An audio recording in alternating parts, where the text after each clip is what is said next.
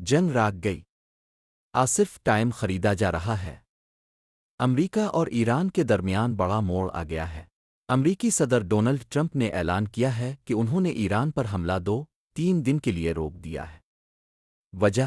سعودی عرب، قطر، UAE اور golf کے دیگر ممالک نے کہا کہ ڈیل قریب ہے۔ ٹرمپ کا کہنا ہے، اگر بغیر بمباری کے ڈیل ہو جائے تو میں بہت خوش ہوں گا۔ لیکن یہاں پاکستان نے سب سے بڑا رول پلے کیا ہے۔ پاکستان نے ایران کی 14 نکاتی تجویز امریکہ تک پہنچائی ہے۔ وزیر خارجہ محسن نقوی ٹران میں ہائی لیول ٹاکس کر رہے ہیں۔ پاکستان میڈیٹر بن کر مذاکرات بحال کروا رہا ہے، مگر ایران پر یقین نہیں ہے۔ ایران نے سویلیان کو AK-47 کی ٹریننگ دکھانا شروع کر دی ہے۔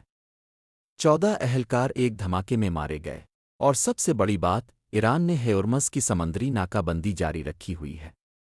مطلب، کی باتیں ہو رہی ہیں لیکن جنگ کی تیاریاں بھی پوری ہیں۔ تو سوال یہ ہے، کیا گلف ممالک اور پاکستان کی کوش جنگ روک پائیں گی؟ آئیے صرف اگلے حملے سے پہلے کا وقفہ ہے۔ کمنٹ میں بتاؤ تمہارا کیا خیال ہے۔